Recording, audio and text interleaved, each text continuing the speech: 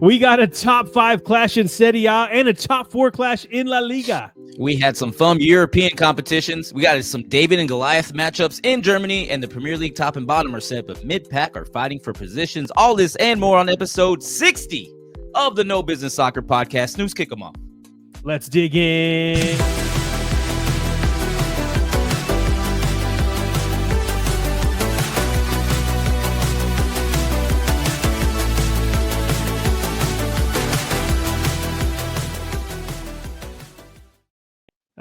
Yes. Welcome back to the No Business Soccer Podcast.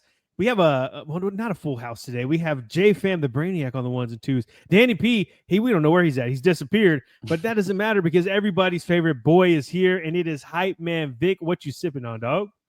Tell you what, I'm going back too well. I haven't had this in a long time. It's just been sitting there because I get so many things. It's not too crazy to find. It's Elijah Craig Toasted Barrel. It's super good, super sweet in New American oak barrels. See, I put a good dent in it, and I haven't drank this in a long time, so I do miss this. It's starting to come back to me. I like it. Toasted barrels, sweet notes, tastes like wood on the grill. Tastes like a very, very sweet plank of wood. It's really good. That's actually my favorite type of plank of wood. Well, it's been a great day, especially for me and Vic, and we'll get into the reasons why that is here in a moment. But we have the look ahead today. We're going to be looking ahead to Serie A, Bundesliga, La Liga, and the Prem.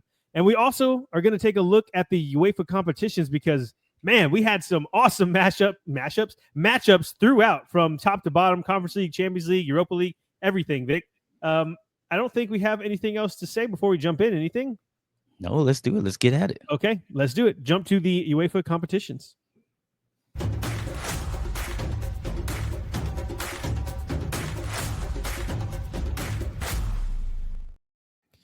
Yes. What a glorious week it's been. Part of the reason I'm in a good mood, and let's go into it. But first, let's start off in the Conference League. In the Conference League, we had Fiorentina getting the best of Celje, and they get the 4-3 aggregate win, and they go on to the semis, as well as Real Betis getting the they drew 1-1. They drew, instead of Fiorentina, they drew 2-2. Just does anybody actually care for that though? Like they don't care what the score was for the game, right? They just care what the aggregate was. So we'll keep it to that. But yeah, Fiorentina win 4-3 on aggregate. Real Betis win 3-1 on aggregate. Djurgården beat Rapid Wien, the Austrian team, 4-2 on aggregate, and that was actually a really good match. And then Chelsea, they go on to the next round, 4-2 on aggregate over Legia Warsaw. And there were that kind of leaves us with the semifinals that are pretty interesting. Chelsea, they have a pretty straightforward path to the final as they get Djurgården. Djurgården, not my garden, but Djurgården. That was dumb. All right. And then we also get the other semifinal, though, is a banger. We get our Fiorentina versus Real Betis. And that's going to be an awesome one to check out. We'll find out what happens in this one. Real Betis, they've been on fire. But Fiorentina, I want to say that they've been to, I think the Conference League has been around for 3 or 4 years, and they've been to 2 finals, maybe 3 of those finals. I have to look up that stat here in a second, but just know that Fiorentina, they don't mess around when it comes to this one. So, yeah, going to be a fun semifinal there. And that comes on May 1st and May 8th. That's leg 1 is May 1st. Leg 2 is May 8th. We're looking forward to those. It's going to be fun. Okay, let's move on to the Europa League. We just ended a few hours ago. And, man, there was some craziness happening in the Europa League today. We start off first with Lazio, our Lazio, going down on penalties to Bodo Glimt. And that, I mean, you probably never heard of that team, and it's because they're a small team from, Norway, I think, right? They're Norwegian. Yeah, they're Norwegian, yeah. Yes, man, on penalties. And it's funny, we were chatting during the penalty shootout. It went, to extra time and all the way through. And there were some of the worst penalties I've ever seen. And the first one that got taken was horrible. And we were like, wow, okay, Bodo Glimt just gave it away. And then the next one, they just kept stacking up, Vic. Right? It's they missed one far left, and someone kicked a field goal. It was crazy. It was crazy.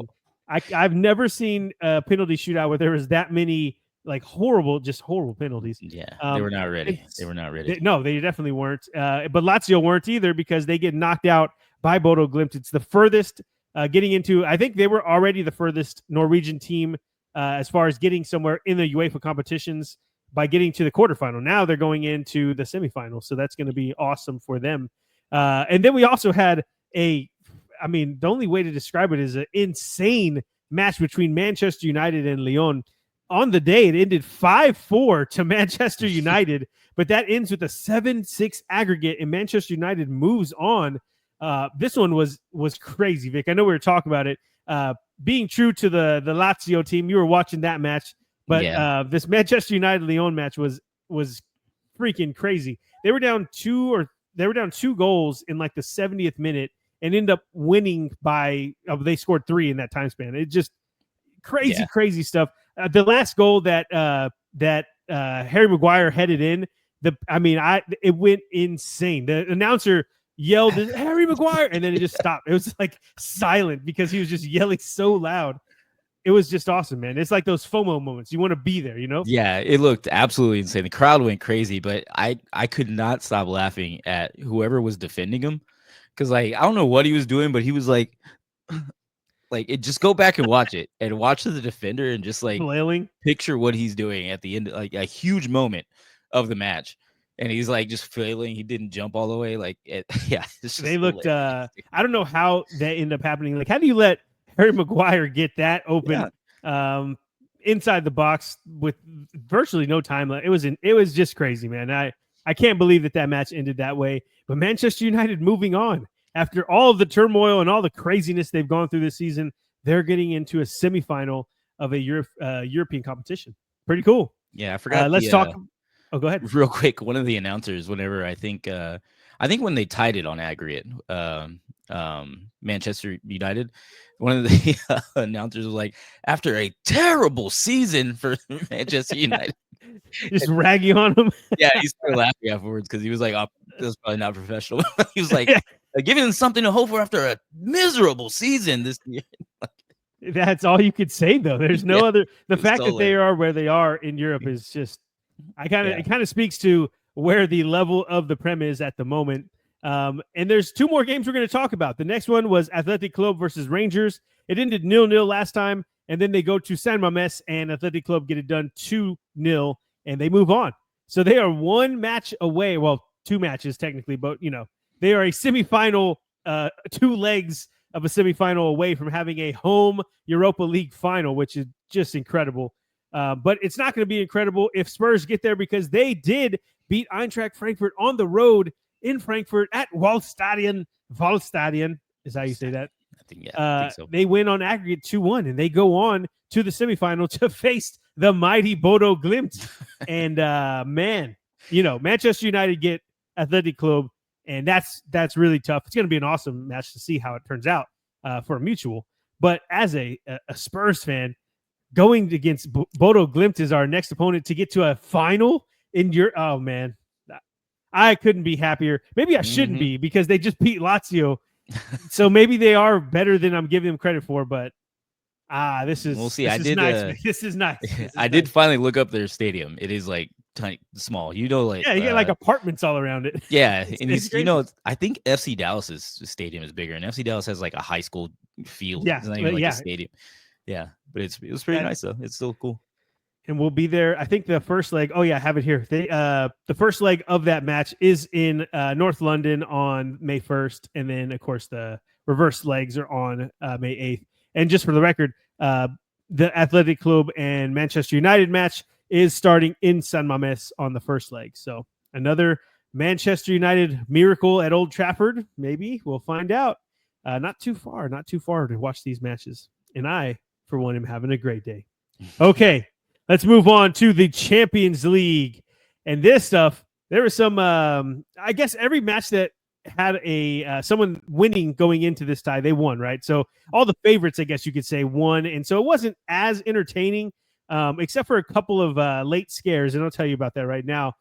First, we have Aston Villa going down to PSG 4-5 on aggregate. But Aston Villa, they came back. They ended up winning on the day 3-2.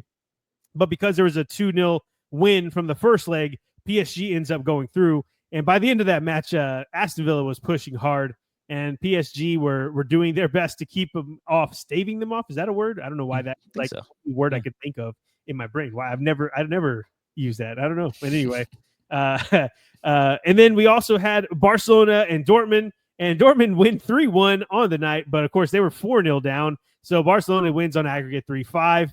And Bayern get it by. They draw with Inter, and they aren't going on. It's pretty crazy to see this, but Inter go by on aggregate 4-3. And now we're looking at Vincent Kompany's season as, I mean, he better win the Bundesliga, I'll tell you that much. And the match that everybody's talking about, the 5-1 aggregate win for Arsenal against Real Madrid. They're not going to win their 15th trophy in the Champions League, or is it 16th now? I can't remember. They've won so many of them. But either way, Arsenal get a 2-1 win at the Bernabeu. Vic, any of these matches you want to dig into? No. Champions League stupid. We're not in that. Yeah, no, I think just the Arsenal one. I think they're doing this out of spite, just because I didn't want Arsenal to win, and now they go and just blow out Real Madrid out of nowhere. Yeah, and everything. That's crazy, man. It was a pretty crazy day because I mean we were watching the Europa League matches. They were way more entertaining. They were way more at stake. They really were. Yeah. So I didn't really watch too many of these because we were definitely working on other matches. So. No, the Champions League ones were underwhelming, I guess we can call it, because the first legs were such, I don't want to say blowouts. They weren't blowouts, but they were just like PSG had a 2-0 lead going in. Barcelona had a 4-0 lead going in. Inter 2-1, and Arsenal had that 3-0. So it was always going to be hard for the teams that were coming in below on aggregate to win these matches, and none of them did. So what happened in the first leg is pretty much copy and paste. Those teams are moving on. And so that sets us up with the Arsenal PSG semifinal and a Barcelona Inter semifinal, which both of those are going to be amazing. And they happen on Tuesday, April 29th, and Wednesday, April 30th, right around the corner. Oh, man, I'm excited. I think, Vic, out of these matches, which one are you looking forward to the most? I'm gonna go PSG Arsenal. I think I got more invested there. Yeah, same. I want Arsenal to lose, but also you have Inter and Barcelona both on top of their tables. Like that's gonna be exciting to watch too. I don't know, man. They're both gonna be great. I'm glad they're on separate days. I can just watch them both. Barcelona, Inter, PSG, all at the top of their tables. Arsenal, not. How do you feel with that? There you go. Giving you little props there. Yeah, a little Liverpool heart. And speaking of Liverpool, I think it's time to jump into the domestic competitions because y'all aren't in Europe anymore, right? No, I don't think. Yeah, that's right. No, so I'm just kidding. I hope you lose the Bodo Glint. That would that would be something. Let me tell you. Okay, let's move right along. Then let's jump right into Italy. Let's do it then. To Serie A.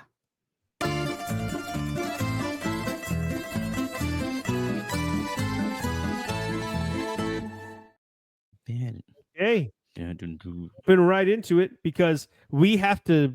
I mean, we have a full schedule, but I don't know, Vic. Before we jump into the actual schedule, I know you're going to go through the table, but did you see the times of these games? And like, I want to know if there's a holiday or something in Italy. Like, what is going on? Yeah, aren't like 5 of them at the same time? Is that the one? If I'm thinking about the same? No, that I think that's the Bundesliga. But what I'm talking about is there's 3 Saturday games. So there's not a Friday game, which there's always a Friday game. 3 Saturday games. 3 Sunday games, 4 Monday games. Like, do they celebrate Easter? Right? There's Easter there. I mean, oh, you know what? Maybe that is it. Maybe it's like an Easter thing for them. You know how like Boxing Day is a thing? Yeah. Maybe this is. Yeah. I never thought of it. Huh. Okay. No, well, if you're a fan of any of these teams, or if you've been watching the Serie A way longer than we have and know more about this, please let us know because seeing 4 Monday games. You know what? Maybe that is like a holiday because Easter Sunday, maybe they get like Monday off. So it's like their thing. I don't know. Good call out though. But if you look at it, there's a 5:30 a.m. or in, Texas time, Central time, 5:30 a.m. on a Monday. Who is going to wake up to watch that? No. Anyway.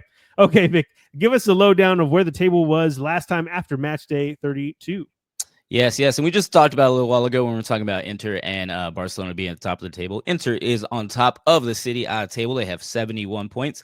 3 points behind them is Napoli with 68 points. In the third spot is Atalanta. They're 7 points clear, actually, or under Napoli. So there's a big old gap there. Finally picking up a win after 3 straight losses, but they have 61 points, still holding on to the number 3 spot. And then rounding out our top 4 is Juventus with 59 points, picking up a win this weekend. Good on them. And good for my boy Christian. In case you're watching again, you didn't talk about the free lunch last time, so I don't think you're watching. But tickling our top 4 is Bologna. They have 57 points, fresh off a loss. And then also tickling and fighting for those Europa League spots is Lazio, who we were just talking about earlier in the European competitions. They are in the number 6 spot with 56 points. At the bottom of the table, we still see the in-form Venezia. They have 24 points. They have only lost once in the last 6 games. Tied with them at 24 points is Empoli. They're in the 19th spot, of course, just behind Venezia on goal differential. And then Monza is just being the firm base of the table, have been for a while. 15 measly points, negative 31 goal differential. Not good. And on a 3-game losing streak. Got to get it together there, Monza, but they're in the 20th spot. Would be very fitting for them to get relegated. So, that's where we stand. And do you want to call out anything that we didn't talk about last time? Nothing specific other than the fact that there's no more, other than Fiorentina, there's no more Italian teams in the Inter, right? Inter. Oh, wow. Okay. Inter. And okay. So we have Inter and we have Fiorentina. Who else do we have? We have La Liga Lazio has Barcelona. Oh, yeah. We have Barcelona and Real Betis. And then in the Prem, we have Manchester United, Arsenal, and Spurs. Okay. So we have three Prem teams. So no Bundesliga teams, I guess, is what I was looking for. Okay. So there's still some stuff going on. I just wanted to talk about how after these matches, you never know, if like Lazio, maybe they start throwing a lot more attention into getting themselves into that Champions League spot because they don't have to worry about the Europa League anymore, unfortunately. Yeah. So anyway, that was it. That's all I wanted to talk about there. All right. Well, you alluded to the weird schedule a little while ago. Let's show them the times and talk to us about this weekend. Yeah. I like how we have to say show them the times because it is insane. I am so curious. I hope someone, if is watching this, seriously, let us know in the comments what is like if you're Italian or if you have watched the Serie A for years. We want to know. Okay. It all gets kicked off, though, on Saturday, not Friday. And Saturday, the Milkmen to get Como at home. Typically, I would say this is a good chance to make it 3 wins in a row for Como. But of the 14 losses, this is a crazy stat, Vic. Of the 14 losses they have on the season, 9 of those 14 have come on the road. So they are not a good road team, or haven't been at least this season. We also get Napoli, and they get a road match against bottom of the table Monza. And I don't care, road splits, home, whatever you want to call it, Napoli should get all 3 points here. Roma look to get their win streak back on track with Verona coming to town. Verona, they're not a great side, and they've lost once in the last 5 matches. So I mean, they've drawn 3. Maybe they can make a game of it, but let's just see. Roma, don't take them lightly, but get it done. Sunday. Now this is a big match. We were just talking about it a second ago. You alluded to one of the teams. It's 18th versus 19th. When Venezia go on the road to Empoli. They're level on points with 24 and both only 2 points off the Milkmen in 17th. That's Lecce. With their date with Como, 3 points from either side could see them be out of the relegation zone by the weekend. And could you imagine, Vic, if Venezia gets up there? We called them our pet project team earlier in the season, and they're on the cusp. They're right there. Yes, I'm very interested in that game. I want to see what happens because that's pretty crazy for them to fight out. Bologna look to bounce back from their loss to Atalanta last week, but it'll be a tough task as they welcome Inter to town. And Inter, they still have just a 3-point gap between them and Napoli, so they cannot afford to drop any points. The Tudor students in Milan get Atalanta in San Siro. Milan have just 1 loss in their last 5, but Atalanta will look to go on a run of wins after losing 3 straight prior to their win against Bologna last weekend. And then the fun day Monday, we get a mid-table clash between Torino and Udinese at 5:30 in the a.m. if you're in Texas, and that goes down in Turin.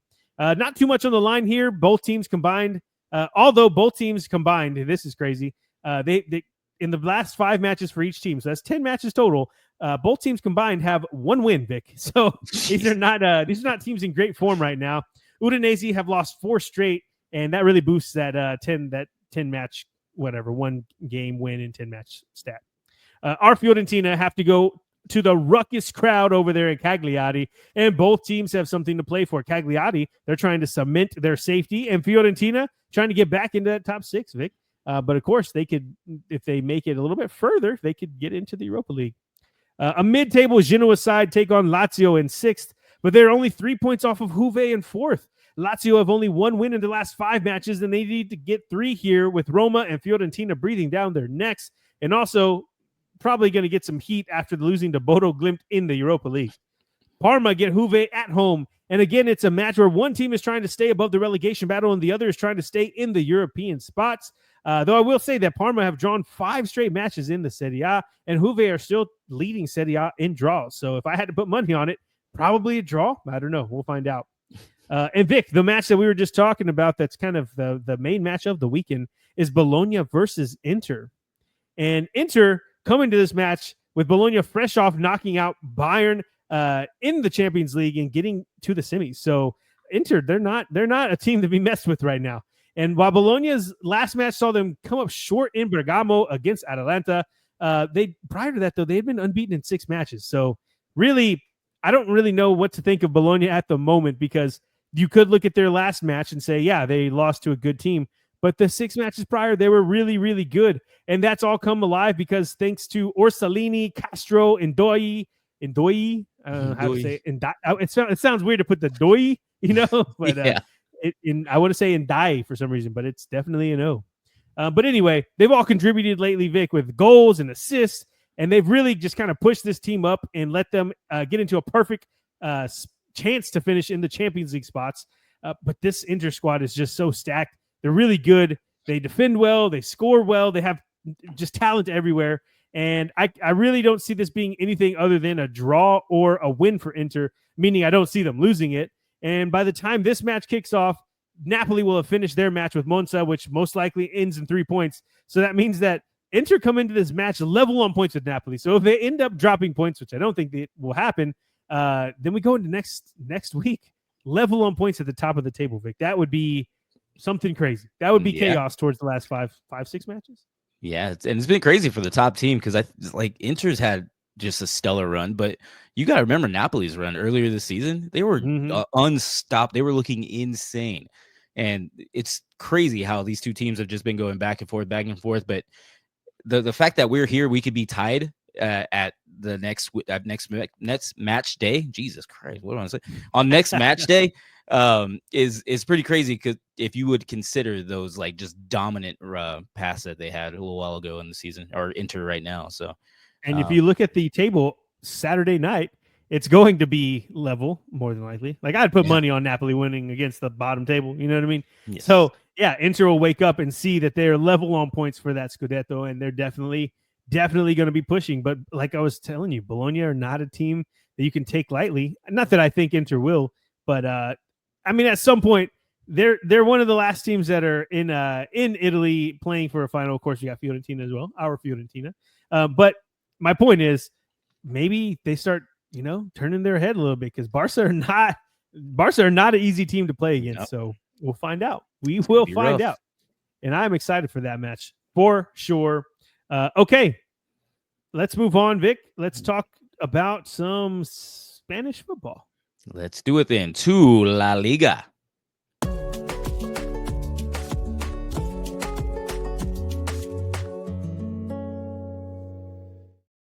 Yes. You know what? I wanted to do something and I forgot with Serie A, but we already went to Liga. Damn, I don't know. Right. I don't know. Can we still do it? It's our podcast. We can do whatever we want. What I wanted to do is take a look at it's the final match days, right? We have 5 or 6 left in each league. Mm-hmm. So I wanted to take a look at the second tier in each division while we were talking about them, just to see who the matches or who the teams would be if it ended today. And really quick, in Serie B, tell me how to say B in B. I bet it's B. B. Spanish, it's B. right? Yeah, Anyway, but not Italian. Anyway, yeah. we spent too much time on that making ourselves look dumb. So it's looking like Sassuolo are going to win the second tier in Italy. They have a 75 point. They have 75 points, which is 9 points above the second team, which is Pisa. How cool is that? Hey, There you go. nice. The I didn't know Leaning they had one. Tower. I didn't even know that they had a great team like this. I don't know if I've seen Pisa in the Serie A before, so I have to look up to see when last time they were there. Or And all then it's you a playoff. Pisa fans, let us know down in the Yes, comments last there time you go. they were Yeah, there. exactly. And Pretty cool though. and what we're missing out So on.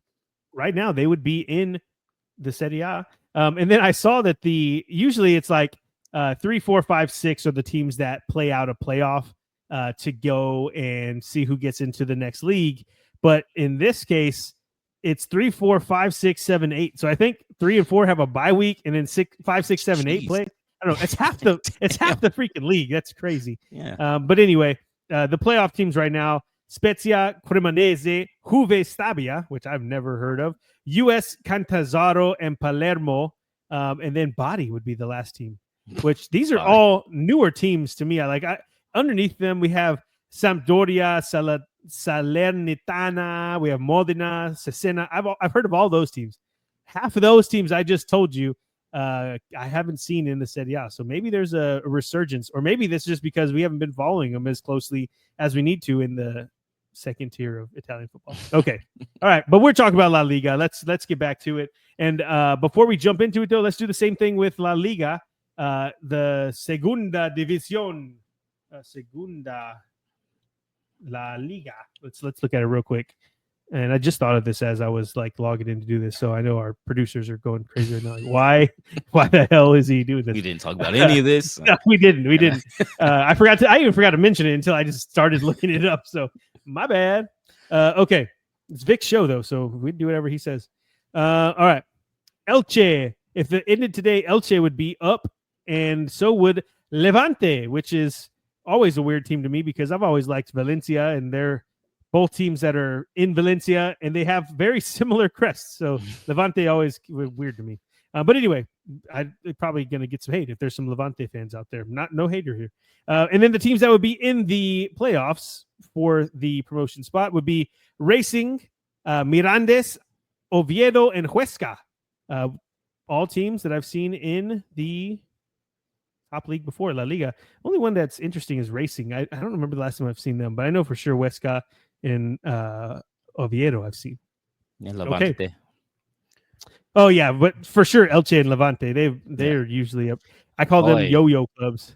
All I hear is Levante, and it just reminds me of my mom yelling at me because I'm just not sitting down, hey, not getting up and doing anything. Hey, get your ass up. Yeah, that's like, I'm gonna think of that every time I see them. All right. Well, let's jump into it though. We're talking about La Liga, not the second division, La Liga 2, Segunda Division. Let's talk about what the table was left at after match day 31, Vic. Yeah, let's do it. So it's very familiar up top. Barcelona are still the number one team. They have 70 points. They are 4 points clear of Real Madrid, who occupy the second spot with 66 points. Atletico Madrid are in the third spot with 63 points, and then Athletic Club have 57.6 points behind Atletico Madrid in the number 4 spot. And tickling our top 4 is now Villarreal. We did talk about them a little while ago, how they got their win, or maybe it was last episode. So they have 51 points. They're tickling our top 4 along with Real Betis. Oh yeah, that's right. They beat Betis. That's what we're talking about. Who have 48 points after their match against Villarreal. Both of them are fighting for a Europa League spot. And interesting stuff there. If we look at the bottom of the table, much less interesting is Las Palmas are in the 18th spot. They have 29 points. They did get a win, so they were able to jump Leganés, who are now in the 19th spot with 28 points. And then holy guacamole, the very bottom of the table still Real Valladolid, 16 measly points, doing their best to stay at the bottom with 5 straight losses and a negative 52 goal differential. That is insane. Is that the worst one? We got to keep tally of that because I don't even think Southampton are that bad. I have no idea. I don't think they are either, but that's insane. Negative 52. But anything we're going to take a look at while we have the table up here? Nope. I think we're good for Okay. that. We can just get on to the matches and see where we lie. Yeah, let's go ahead and take a look. This one's a little bit more familiar. It's not a crazy match day schedule. But yeah, Yes. let's take a look at the matches and tell them what we You got know, this weekend. I say that it's kind of weird because it gets very not tedious. That's not the word. Repetitive, I guess. Whenever we're doing these shows, but for some reason, though, whenever someone jumps out of line and they have like Serie A this week where they have 4 Monday games, I'm like, right now that really bothers me. So I say I don't like the repetitiveness, but I actually do. I actually do like it a lot. And so we talk about La Liga because this is the gold standard, right, Vic? This is the schedule that we want here. Yes. And it all gets kicked off on Friday. We get Barcelona. We get a Barcelona club taking on the boys from Madrid. And of course, I'm talking about Getafe going on the road to take on Espanyol. Espanyol have won back-to-back away matches for the first time since the 1920 season, and Getafe have won 3 of their last 5. It's good form for both of these. Should be a good Friday matchup. And on Saturday, Valencia look to keep the good vibes rolling as they go on the road to duke it out with Rayo. Both teams are trending in the opposite directions at the moment, with Valencia being at the top of the form table and Rayo towards the bottom. But Valencia have been terrible on the road this season with only 1 road win in 15 matches this far. That's crazy, Vic. That is an insane stat. Of course, their team has switched things around since since December. Well, I tricked up on that a lot. Since December is what I was trying to get out of my mouth. So we'll see if that's the same streak that they're on. Barcelona gets Celta Vigo at home, and even though Celta have only lost once in their last 5, Barca in La Liga have been on another freaking planet, and they'll probably get it done again because they usually do. Mallorca are still fighting for a European spot, and they take on a free-falling Leganés, who have lost 4 of their last 5 matches. Mallorca need to get 3 points here. Las Palmas shocked Getafe on the road last weekend, and can they shock Atleti at home this weekend? Probably not. Honestly, probably not. But if they did, they have a chance to creep up past the relegation zone in the process. Sucks that they have to play Atletico Madrid right after getting that big win last week. Sunday, a floundering Osasuna side take on an already drowned Valladolid. Brutal. Villarreal, fresh off their win over Betis, get La Real at home, and Real Sociedad are not their usual selves at this point in the season, and Villarreal have a great chance to make it back-to-back wins against, I want to say, Blue Bloods of La Liga, the teams that are usually pretty good in there. Sevilla have lost 4 in a row. They sacked their manager, Garcia Pimiento. Maybe Pimienta. I have Pimienta, but maybe I thought it was Anyway, and they seem like a club that are in turmoil on and off the pitch. I was listening to a podcast about it. It's not good times there at Sevilla, which is crazy for how dominant they were in the Europa League, and they were just kind of getting into the Champions League all the time. This sucks to see where they're at now. But this weekend, they get a relegation candidate in Alaves, and it's a good chance for them to get winning. So, hey, Vic, in sports, like time, winning heals all wounds. That's what wise men say. Mm-hmm. And it's the match of the weekend when Real Madrid get Athletic Club at the Bernabeu, and we'll talk about that one more in a sec. And on Monday, Girona are only 5 points. Girona, tell me in the comments. But they're only 5 points clear of Las Palmas in the relegation zone, and they get Real Betis, who are one of the most informed teams in La Liga. And despite their loss to Villarreal last weekend, they have more than enough talent, firepower, whatever you want to call it, to get 3 points here. And like I was saying, I don't know if I've ever seen a team play in the Champions League and be relegated from their league in the same season. You don't getting awfully close to doing that. Making history. Okay. Maybe I'm sure it's happened before, but I just can't remember it. Yeah, okay, the match that we're talking about, that we're zooming in on, I guess, the match we are watching in La Liga is Real Madrid versus Athletic Club. And Madrid, they won't be able to add to their 15 Champions League titles this season, as we mentioned earlier, as they were bounced from the Champions League by Arsenal. And with that competition out of the way, as hurtful as that may sound, and as much as it sounds like I'm being a hater, I'm not. They now have a chance to really have a go at Barca at the La Liga title. And let's not forget, though, that Athletic are still fighting in the Europa League to have a home final match in the Europa League, in that competition. So the reverse leg of this match, though, let's not forget, in December, Athletic won at San Mamés 2-1. And I think since then, they've kind of fallen off a bit, but they're starting to get back on track. If Sunset and Nico Williams continue to fire on all cylinders like they did last time out against Rayo, we could be in for a banger. This one's going to be fun regardless, but if those players are playing at their peak, it's going to be a lot of fun. And I don't think we we also have to mention that Mbappe isn't playing because of his Ninja Turtle kick to the shin last weekend, so he's suspended. And it's not like they're lacking for attack. Like without him, they're still really, really good. With him, they're just really, really, really good. And the way I see it, Madrid need 3 points to try to catch Barca. Athletic would be fine with a point here because really they're just trying to stay in that top 4 to get Champions League, and I think it's going to go to the top 5 for La Liga. And so they'd be fine with a point here. I think it's going to be hell of a match either way. I would have to go for a draw though, just because Madrid's probably coming down from that disappointment, or coming. I guess they would already be down. You get my point. When they got bounced by Arsenal, I'm going to go for like a 2-2 draw. What do you think? I'm going to go Athletic Club because I had some of their slippers. Remember, my uncle used to live over there. So I'm going Athletic Club. And then although the kick that Mbappe had last week made a good thumbnail, I'm not going to support him this week.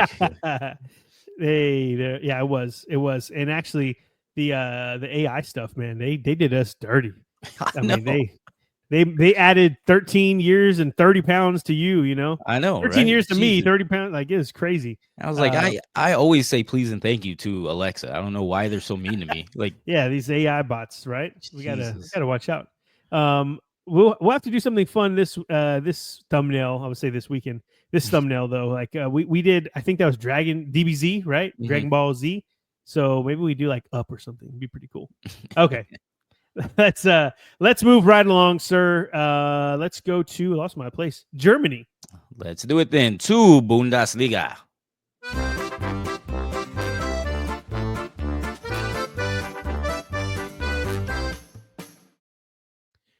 Always makes me want to play tuba whenever we do that. Wait, did you play tuba or something? Like, why would it makes me want to play tuba? The song, yeah. Yeah, okay. Yeah. Yes. It makes me want to drink beer, but play tuba is cool too. Both, same time. I have a quick story too, because I was watching some videos. I was a European lady, and she was saying it was like her on, I don't know, a bus, train, something like that in Europe, and the caption was like, when you hear American tourist accents and all you want to do is make friends with them. And I was like, that's got to be like 1 in a million. Like, I'm sure our accents are so. It was annoying to me hearing her recording herself in the American accents in the background. I for some reason I just think that everybody hates American tourists whenever they're over there in Europe. And so to see that, I was like, oh, maybe there's a chance. Because if you recall, Vic, you were pretty plastered by this point when we were at I do not recall. Oktoberfest, but our waitress was at one of the tents that we were at Oktoberfest. She was like super excited that we were American, and we were like, this is weird. Like, we thought y'all hated us. And she's like, no, we don't like the British because they're just annoying accents. I was like, what? This is insane. Are we in bizarro world? Like, what is happening? No, we are the ones that have the weird accent. She's right. They have bad accents. That's hilarious. Okay. All right. Let's jump into it then. Let's start off, Vic, with the table, and where were we? Match day 29. Okay. I was going to say 31. No. Yes. Match day 29. Yes. We're going to go over match day 30 after this, but after match day 29, Bayern Munich are still the reigning kings. They have 69 points. Nice.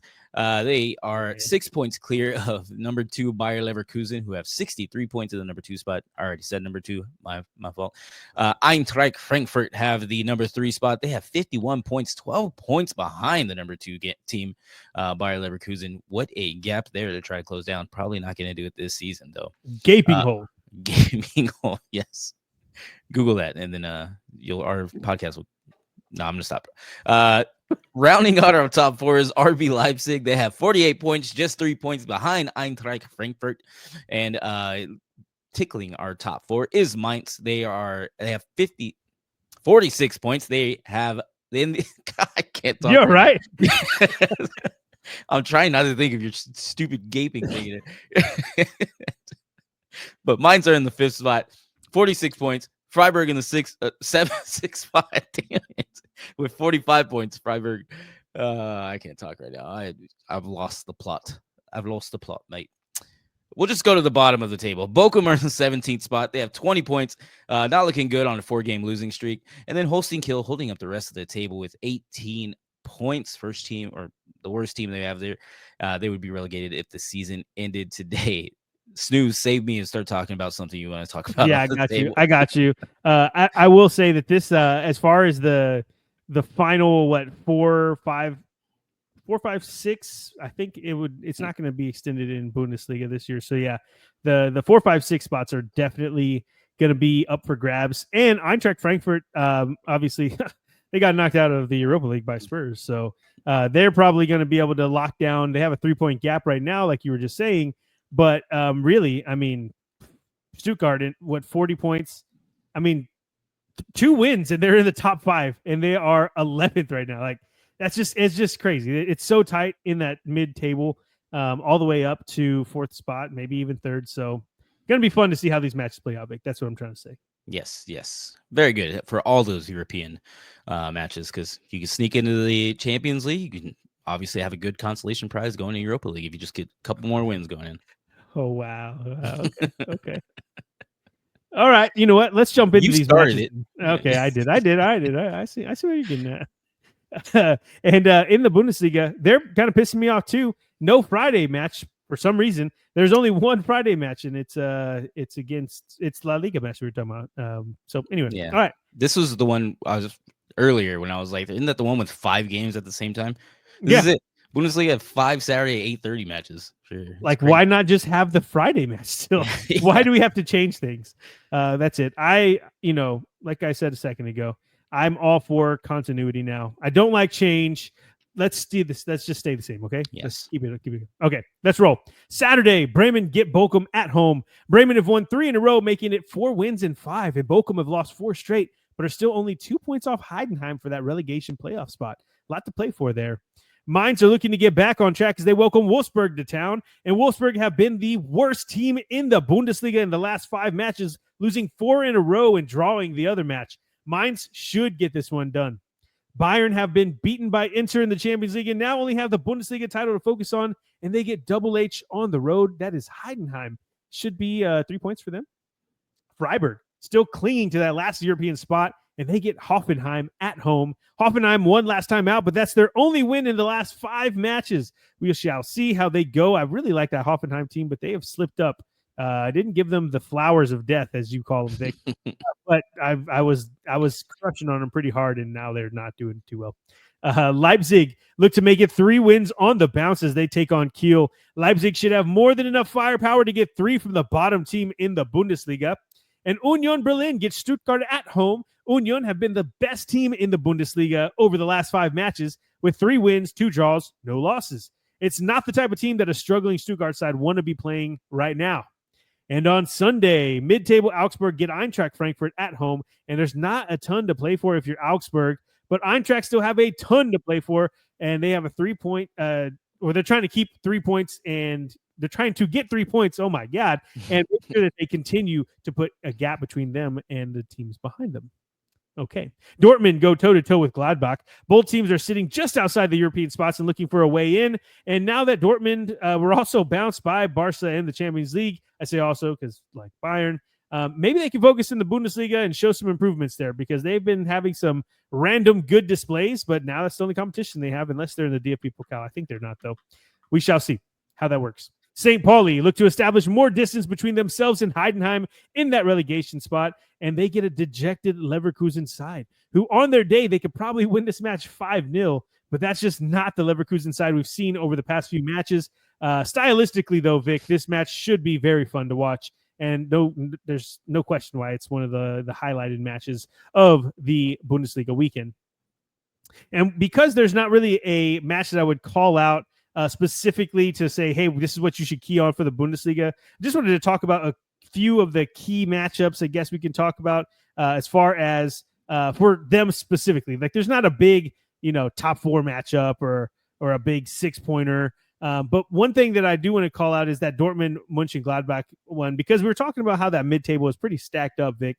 And so when you look at a team, I believe it's 6-7, maybe 7-8, Dortmund and Gladbach, they 3 points goes a long way. And of course, like, that's not very good analysis. But what I mean is, because it's so stacked and so tight in compressed in that mid-table, 3 points is huge, because you can get leapfrogged and end up, going from 7th to 10th or 11th in a freaking flash. So this match is good. It's going to be good for both teams, and I expect to see a good Dortmund side kind of putting up a fight and Gladbach getting back on that horse. The other one is it just kind of threw me off. I found out that you can use Transfer Market if you're interested in knowing what I use.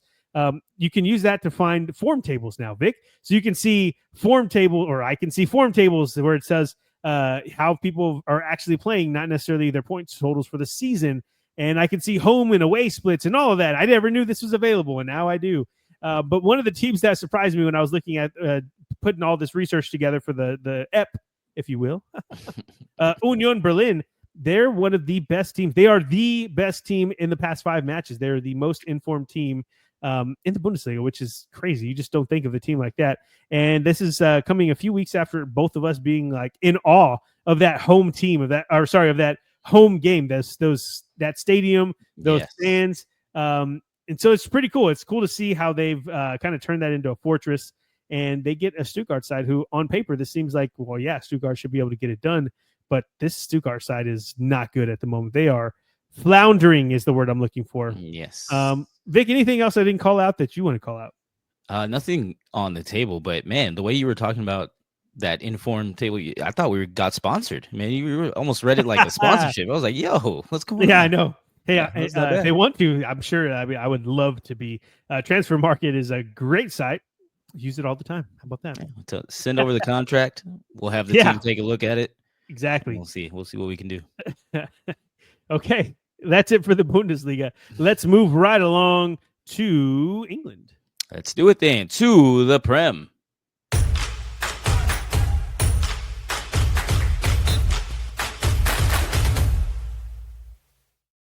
Damn it. I forgot to do the Bundesliga. I messed up again. Oh, good. It's okay. We can just do it right now. Yeah, that's fine. Yeah, we can do whatever we want, right? So if the season ended today in the Bundesliga 2, it would be Hamburg going up. They have 52 points, and Köln, that the umlaut always gets me, umlaut. But it's Hamburg and Köln would be up. And that would be two teams that, I've seen in the Bundesliga recently. Köln, we saw them. Like they got relegated the same. Yeah. Was that a question, or are you saying? No, we saw Köln. And Stuttgart. I thought you were I thought you forgot for a second. Yeah, we saw Indo. That's right. And so those would be the two teams that would be automatically promoted, and then the team that would be going to the playoff. Remember, it's not the same way in Germany. In Germany, they do the third team in the second Bundesliga 2, I guess is a better way to call it. And the 17th spot, is that correct? Or is it? Yes. Yes. No, 16th? Yes. Oh, yeah. So there's only 18 teams. That's right. They go. They do a playoff, and whoever wins goes in. And that team would be Elfsberg, which literally is spelled like Elversberg. There we go. I was like, wait, Elfsberg? Like there's elves? Elversberg, which if you haven't noticed, I've never seen before, which would be cool. I'm always down for teams that I haven't seen in the league in a while. The team that's right under them is Dusseldorf, and that would be, I had them, like you have a couple of teams that you said you were in FIFA. I played Dusseldorf in FIFA a long time ago, so I've always liked them. But of course, whenever I had them, we were winning Champions League and stuff. I mean, these guys are in the second tier. So, okay, let's put a bow on that. We'll tie it up and throw it away for now. Let's go back to the Prem. And Vic, where does the table leave us after match day 32? Yes, looking at the Premier League table. There we go. The table at the top is all red, and it has the very top shining star, Liverpool, in the number 1 spot with 76 points. A clear 13 points ahead of Arsenal, who have 63 points. Nottingham Forest have the number 3 spot with 57 points, 6 points behind Arsenal. Newcastle United are in the number 4 spot with 56 points, and then 1 point behind them, Manchester City with 55 points, and they round out our top 5 because the top 5 are going to the Champions League for sure. The number 6 are the one tickling our top 5 is Chelsea with 54 points, just 1 point behind Manchester City, and I was going for Chelsea this past week, and they couldn't get it done to knock Manchester City out of the top 5. But also tied with Chelsea number 6 is Aston Villa, fighting for one of those European. I'm trying to say Europa and European at the same time. Trying to fight for one of those spots and get into some European tournaments here. If we take a look at the bottom of the table, the first team relegated is already Southampton. We'll start at number 20 because they definitely earned that spot. They've already been relegated. My They're boy at put an negative R on 54. it. Look at that. Yeah, put an R. Just to call it nice. out. Yeah, I like it. I almost put it on their logo, but I was like, no, I won't be that mean. That's rude. Yeah, I didn't want to be that mean. Or I almost put it on their crest, whatever it is. But wait, anyway. 54. That's more than Valladolid, wasn't it? Yes. I don't know if it was Valladolid was 55 or I guess I can look real 52. Quick. It is 52. You're right. Yes. So Southampton's worse. Yes. Worst team in Europe. In the top leagues, anyway. Yeah, but beating them right now is Leicester City, who still have done everything except been mathematically eliminated.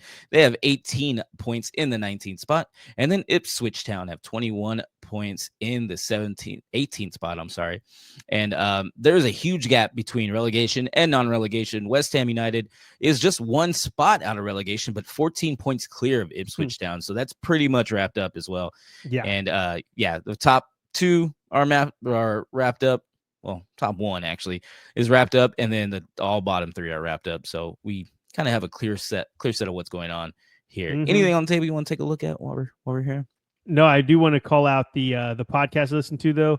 They were talking about how it was an athletic podcast, if you want to know, and they were talking about if the Prem this season was boring or fantastic, and pretty much it came down to. It could have been way better if we had more teams that had taken advantage of the table. So, like if you're looking at the traditional top six or big six, as they call them, Liverpool, Arsenal, Manchester City, Chelsea, Spurs, and United. Well, Chelsea are having a little bit of a struggle. Manchester United and Tottenham Hotspur, you want to call them Spurs, I think we're supposed fighting to call them for now. The number 14 spot. Yeah, exactly. They're both not having they're not having best seasons. And so anyway, they were just saying how it was supposed to be. It would have been more fun if some of the teams like Brighton, Brentford, Bournemouth were getting kind of closer to those Champions League spots. But basically, it's going to be teams that we've seen before. Newcastle had a buyout from freaking Arabian Prince or something crazy like that. So, of course, they're going to be flooding it with money. The only good thing, the saving grace they were mentioning about this season is the mighty Nottingham Forest hanging out in that third spot. But, of course, they lost back-to-back matches, so they might not even be there by the time the season ends. Good listen. Go check it out if you watch it. And this is not a paid advertisement, but, hey, if they want to, let's do it because I listen to them all the time. I want to call a couple things here, and it's one I just saw. Everton is above Tottenham and Manchester United. Yes, I mentioned that last week. Okay, don't. So Danny P, our Everton fan here. Danny P, anything you want to say about your team? He's not going to say. Nah, I didn't think so. Yeah, he doesn't talk. He doesn't like talking. That's all right. He's going to see if it worked this time. It might have worked. Who knows? Yeah. That, and also just to call out as well. Since Arsenal did pick up a draw, Liverpool are now back on track, and we brought this up last time, but they're back on track to win the championship whenever they play Tottenham. And if they do so, also what you called out in the last episode, or what I called out that you called out, is that Tottenham would be responsible for the team relegated and the team championship in the Premier League, which means we run this shit, baby. We decide who wins it and who loses, baby. Yes. That's how we do. Oh man, that's a good nugget right there. Yeah. You know what? I don't even care about the league this year. Who cares? We're trying to win trophies over here. You know. I mean, y'all are winning. I do know. You do know. Okay, let's jump into them though. Yes, let's go ahead and take a look at the schedule for this weekend, and Snooze break it down for them. We get kicked off on Saturday. Mid-table teams go at it when Brighton travel to London to take on Brentford. Both teams aren't in great shape at the moment, but Brighton are still trying to keep their European dreams alive. They're just holding on to a thread. It's an already relegated team. Relegated? Why'd I say it like that? It's an already relegated team against a team who is trying to get relegated but can't because the three bottom teams are so freaking terrible this year. I'm talking about West Ham taking on Southampton. Everton look to climb up to mid-table status as they take on Manchester City. And City aren't a shoe-in for the Champions League spots next season, so they still have a lot to play for. Palace, fresh off getting the doors blown off them in a 5-0 loss to Newcastle on Tuesday or Wednesday. Yeah, that was an ass whooping. They get Bournemouth at Selhurst Park. And the Cherries are looking at the possible outcomes for how the European spots may land at the end of the year. And they like what they see, especially with all of the English teams still in the European competitions. They could be getting into there with a 7th or maybe even 8th place finish. We'll find out. Aston Villa get Newcastle at Villa Park. And we'll break this one down more in a second. On Sunday, Ipswich get Arsenal at home. And yes, that is the same Arsenal team that just whooped Real Madrid's ass. And they are moving on to the Champions League. Pretty much all I got to say about that. They've been putting the Prem on ice because they're not going to win it. Manchester United get Wolves at Old Trafford in a match that doesn't mean a whole lot for either team. But I do have to mention that Wolves are the informed team in the Prem. And if you look at their record for the past 6 matches, they have 4 wins in a row, Vic. I mean, Wolves, it's crazy. So they're a bright spot of green down there at the all red sea. Yeah, it's pretty crazy. That's a good way to put it. Yeah, that's the only island there, right? It's the only landmass in that sea of red.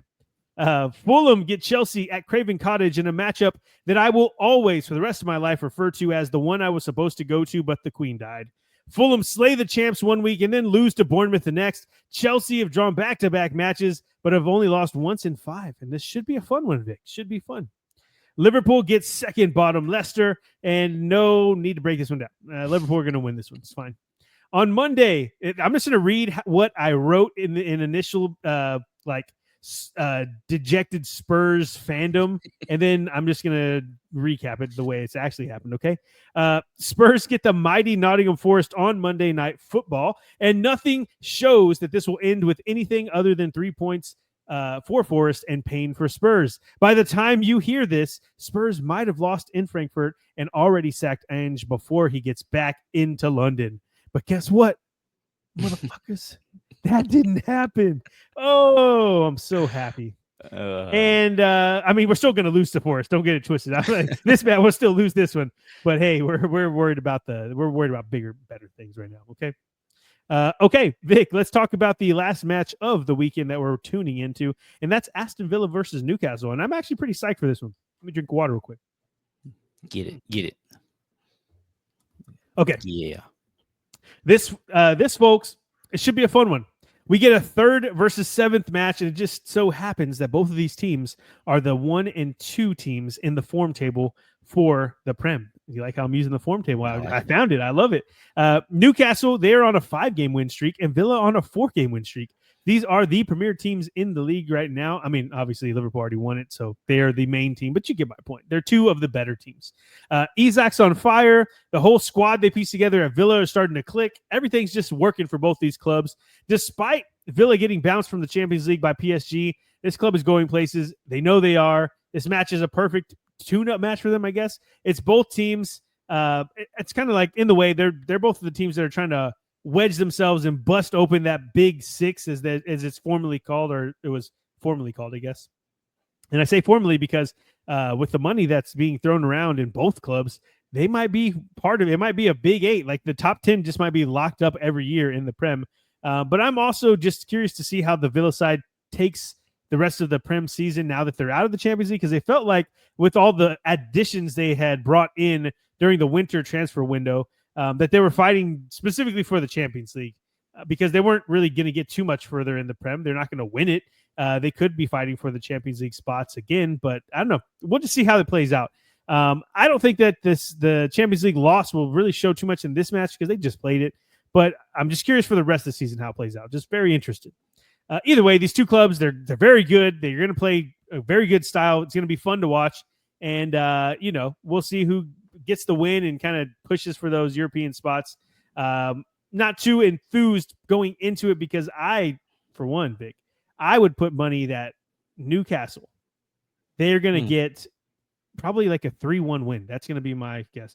I was really excited when I wrote this write-up, and it was before I saw Aston Villa lose to that PSG side. And I just saw something. It felt like they had a little bit of their soul coming out, like they got punched. Well, you remember the feeling how whenever Liverpool lost it to PSG. So it's kind of similar to that. But anyway, in the Champions League. Yeah. In the Champions League.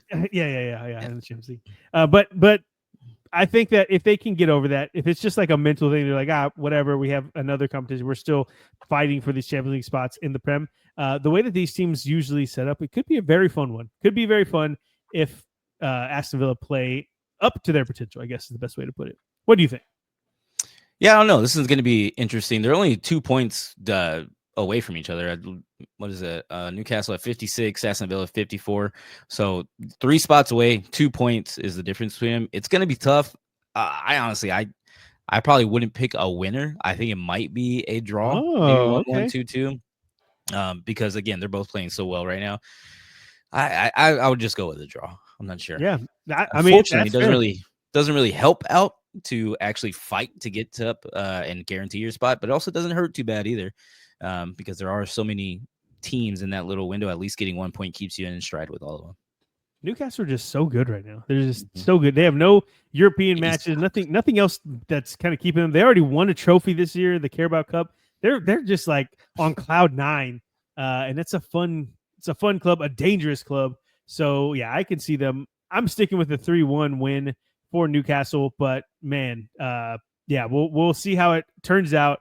And if I'm right, of course I'm going to claim it. If I'm wrong, you'll never hear me say that again. So, it's all good.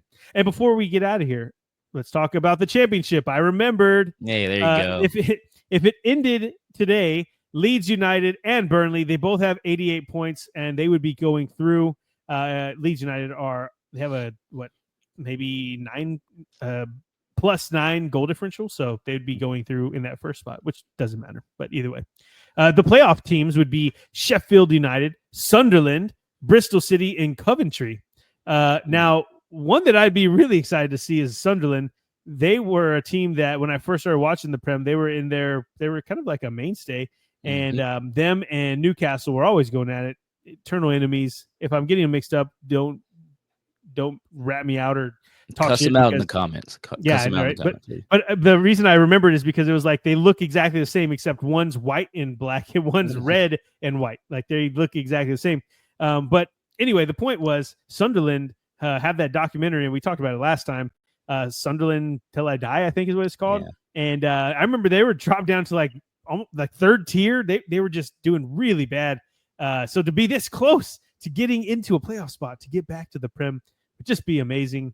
I'm sure Bristol City and Coventry don't give a shit because they're like, we just want to go there, man. Just want to test it out. Sheffield United, they haven't been in there for a few years. So, yeah, good teams that can be up in there. And we'll break it all down as the offseason comes up and the seasons come to a close. But for now, Vic, take us home. Before we leave, real quick, we were missing one little information nugget. Virgil van Dijk signing a 2-year extension with Liverpool, matching Salah's 2-year extension as well. That's why I was saying I had such a great morning earlier. Yes, I forgot. We started it off with it. Great morning. I forgot. Yes, we're having great days today. We get our field general back. I'm happy.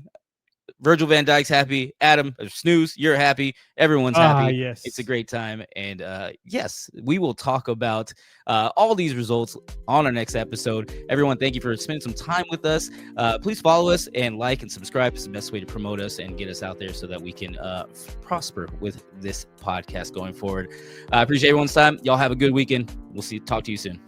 Peace.